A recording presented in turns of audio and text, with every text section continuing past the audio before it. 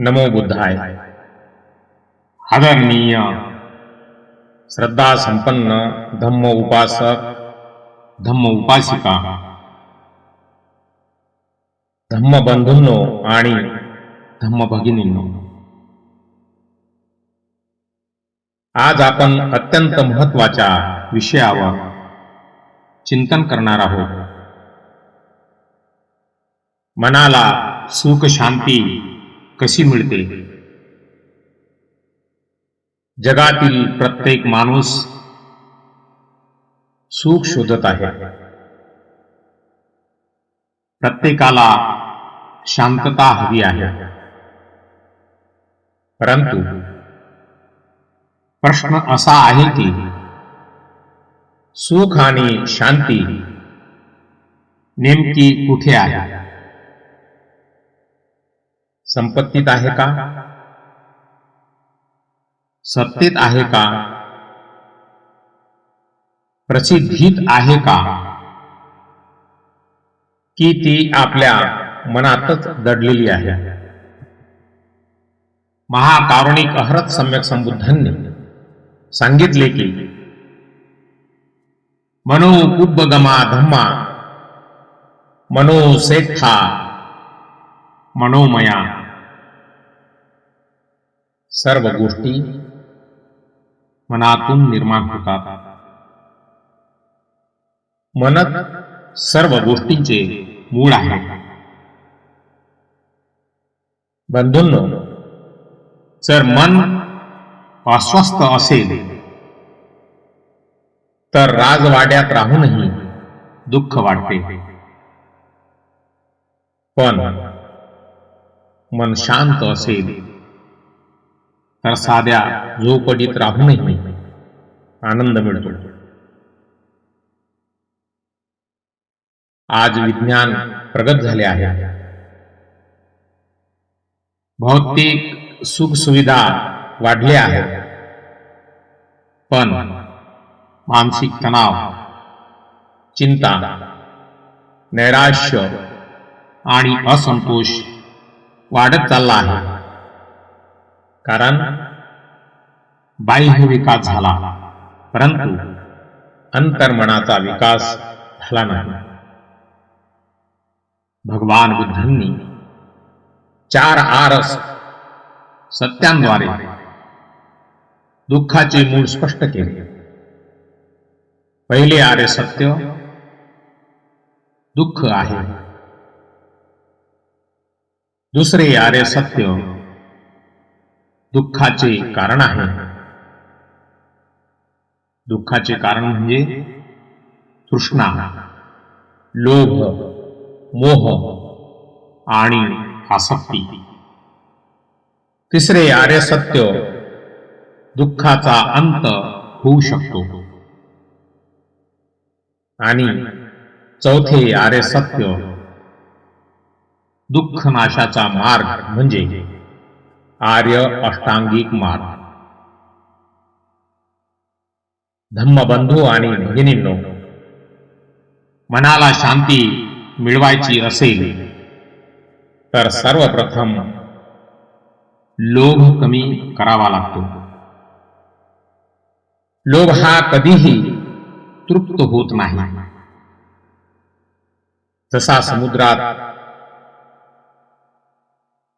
कितीही नद्या मिळाल्या तरी तो भरत नाही, तसाच लोभी मनुष्य कधीही समाधानी होत नाही.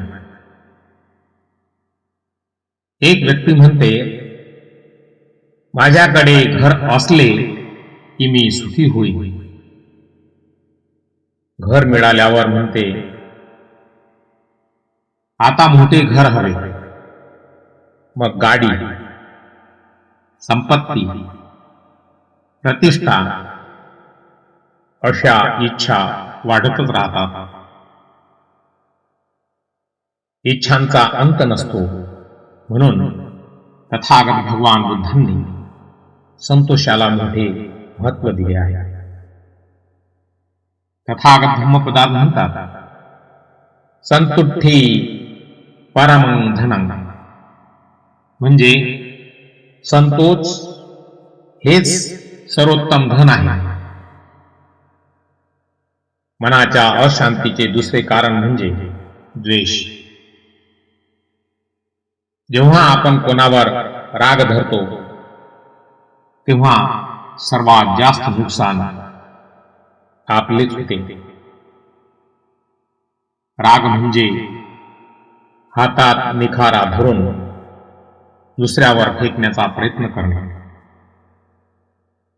निखारा आधी स्वतःचा हात जाळतो. भगवान बुद्धांनी मैत्री भाव शिकविला. सर्व प्राणी सुखी होत, सर्व प्राणी निरोगी राहोत, सर्व प्राणी सुरक्षित राहोत, सर्व प्राणी आनंदी राहोत. जेव्हा मनात मैत्रीभाव निर्माण होतो तेव्हा द्वेष नष्ट होतो आणि शांतता निर्माण होते. मनाच्या अशांतीचे तिसरे कारण म्हणजे मोह. मोह म्हणजे वास्तव न पाहता भ्रमात जगणे. आपण कायमचे आहोत असे वाटते, पण तथागत भगवान बुद्धांनी सांगितले सर्व काही अनित्य आहे. शरीर अनित्य आहे, संपत्ती अनित्य आहे, नाती अनित्य आहेत, पद आणि प्रतिष्ठा अनित्य आहेत. अनित्यतेचा स्वीकार केल्यावर मनातील भीती कमी होते. जीवनात दुःख आले तर आपण खचून जात नाही, कारण आपल्याला माहित असते की हेही कायमचे नाही. मनाला शांती मिळवण्यासाठी पंचशीलाचे पालन अत्यंत आवश्यक आहे. प्राणी हिंसा न करणे, चोरी न करणे, कामविकारातील दुराचार टाळणे, खोटे न बोलणे, मादक पदार्थापासून दूर राहणे. जो व्यक्ती सील पाळतो त्याचे मन हलके राहते. त्याला अपराधीपणाची भावना त्रास देत नाही.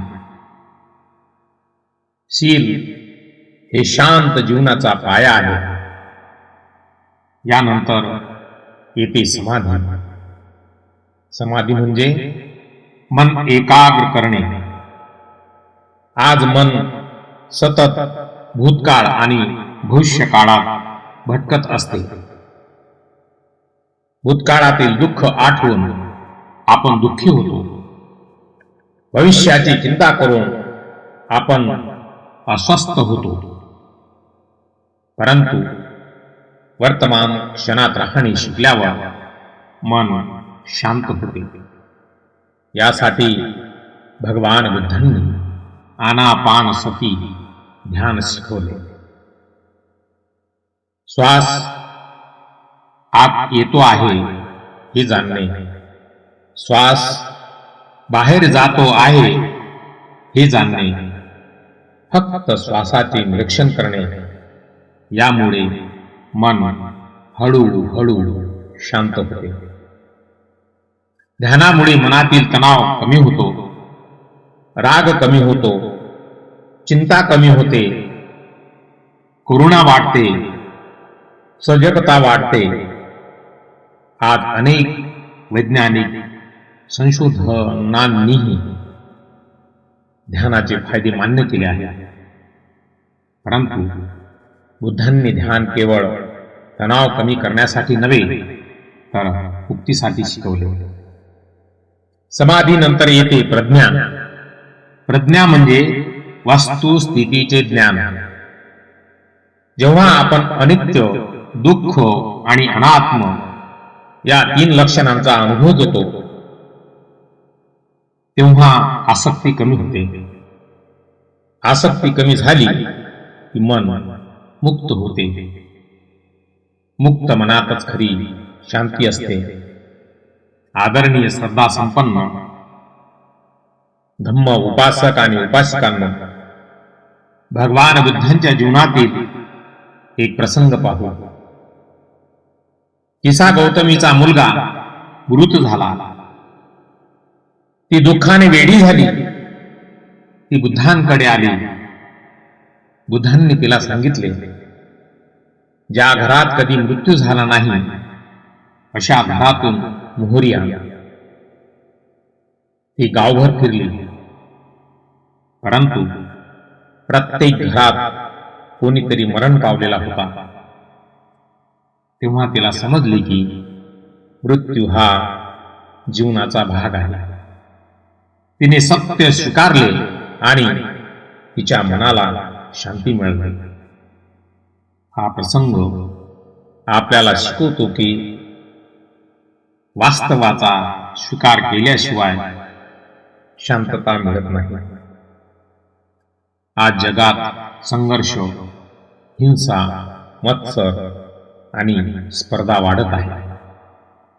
परंतु भगवान बुद्धांचा मार्ग मैत्री, करुणा, मुदिता आणि उपेक्षा यांचा मार्ग आहे. मैत्री म्हणजे सर्वांवर प्रेम, करुणा म्हणजे दुःखी लोकांबद्दल दया, मुदिता म्हणजे दुसऱ्याच्या आनंदात आनंद मानणे, उपेक्षा म्हणजे समभाव, समता. हे चार ब्रह्मविहार मनाला अतुलनीय शांती देतात. शेवटी आपण हे लक्षात ठेवूया की सुख आणि शांती बाहेर शोधण्याची गोष्ट नाही, ती आपल्या मनातच आहे. जेव्हा आपण लोभ, द्वेष आणि मोह कमी करतो, शिलाचे पालन करतो, ध्यान करतो, प्रज्ञा विकसित करतो, मैत्री आणि करुणा वाढवतो, तेव्हा मन शांत होते. भगवान बुद्ध म्हणाले, नत्थी संती परम सुखम. शांतीपेक्षा श्रेष्ठ असे दुसरे सुख नाही. चला आपण सर्वजण तथागत भगवान बुद्धांच्या मार्गावर चालण्याचा संकल्प करूया. आपले मन निर्मळ करूया, स्वतः सुखी होऊया आणि इतरांनाही सुखी करूया. लोभ, द्वेष आणि मोह हे मनाच्या अशांतीची प्रमुख कारणे आहेत. आपण आता आणखी सखोलपणे विचार करूया की दैनंदिन जीवनात मनाची शांतता कशी जपता येईल. तथागत भगवान बुद्धांनी सांगितले की मन हे अत्यंत चंचल आहे. धम्मपदात म्हटले आहे, दुरंगमं एकं चरं अशरीरं गुहाशयं ये चित्तं संयमेस्सन्ति मोक्षन्ति मार्गबंधना.